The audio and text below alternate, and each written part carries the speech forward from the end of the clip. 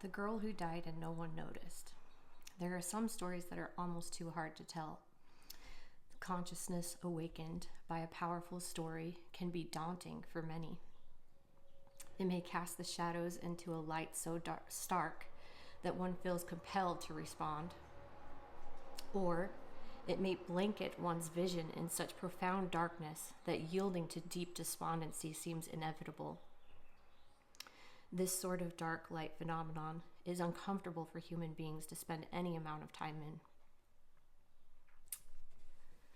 But we endure it at times because it is through such stories that we learn not to repeat the past and to grow to be the most heroic version of ourselves.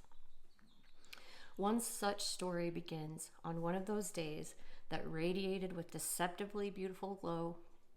The sun beamed down in early afternoon rays. The sounds of happy children bellowed through the neighborhood as the mustard yellow buses released them from their schools and sent them off to gallivant in a homeward direction. It was late August, and they weren't yet daunted by their studies. Patient mothers and happy puppies greeted their younglings at the doors. No one would suspect the horrific crime that was about to unfold.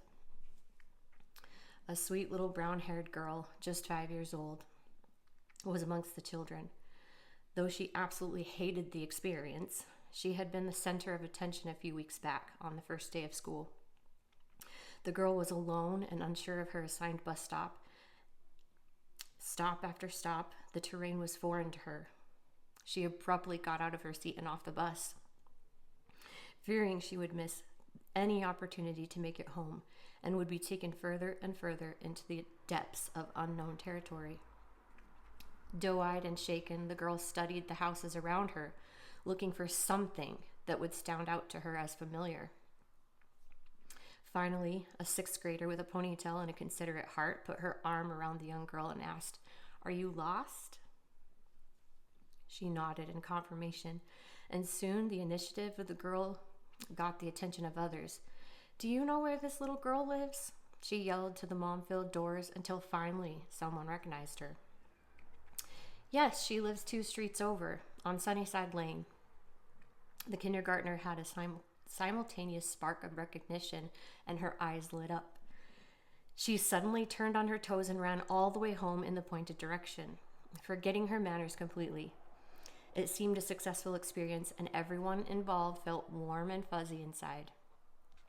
However, someone else was watching that day, someone dark and sinister, and he had been watching every day since. This man was new to the neighborhood. He liked it that way. It seemed that the little girl's family might have been new there too. He observed that their home was a new build, as many in the area were, but there were small tells that this was the newest. Collapsed boxes of kitchen appliances, remains of tape in the seals of the windows, and a freshly sodded lawn gave clues. The creep also craftily noted 3 things. Number 1, that the girl's mother never came to the door after school let out. In fact, he rarely ever saw her.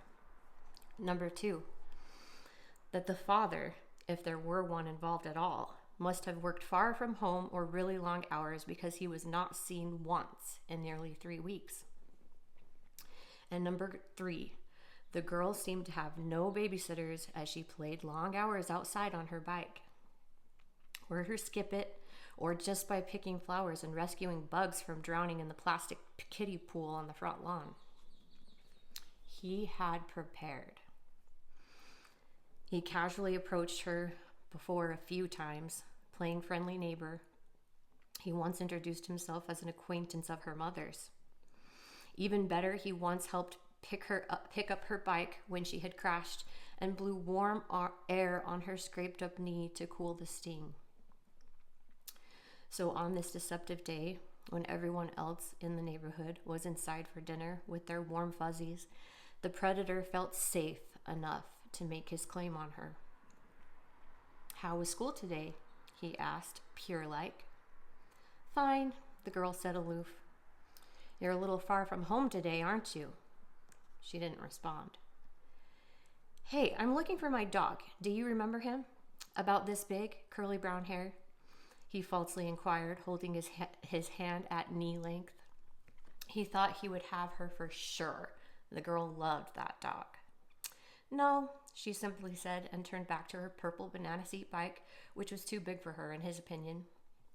Quickly, however, he gave a little shove off the sidewalk. The girl fell violently onto a decorative cobblestone path and struck her head so hard she was knocked out clean. At least that's what he thought. The truth is, the girl was knocked clear out of her body that day. She died for several minutes. The monster looked both ways, ducked under some shrubbery, and dragged the girl under as well. The man was nervous, but that was part of the thrill. He was confident enough that no one would notice them anytime soon at the side of this particular home. It belonged to a widowed woman who never left the TV in the front room. It was perfect. He pulled her shorts and then her panties off of her lifeless body. Greedily, he shoved his hardened fingers inside of her. First one, then two. He would open her up to make room. And then, if he had time, he would enter her tiny body without tearing her. That way, no one would notice. He had done this before. He knew what to do. He began unbuttoning and unzipping his pants with one hand as he continued aggressively with the other. Suddenly, he heard a door open and a male voice talking as he exited. Well, it was good visiting with you. Keep in touch, okay? Don't be a stranger. The rapist spooked and scrambled to the backyard of the widow's home, one hand holding up his pants. He listened and waited there in another shrubbery for hours, awaiting a safe escape at nightfall. Meanwhile, that sweet little girl returned to life slowly and painfully. Her head pounded as she awoke. She was not thinking clearly. She mindlessly looked down at her body and noticed that she was naked from the waist down. Confused, she looked for her clothing and put them on, surprisingly straight. She crawled out from under the bushes and, leaving the bike, started for home. Her mind was blank. Her head hurt so bad. She had no idea what just happened to her. A part of her, however, stayed dead that day, and no one noticed. This is a true story. This is my story.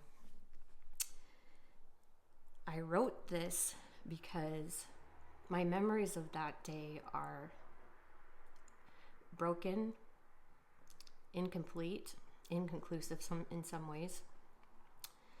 And for many years, I doubted, especially because of the way it was handled afterwards, the things that my parents said. But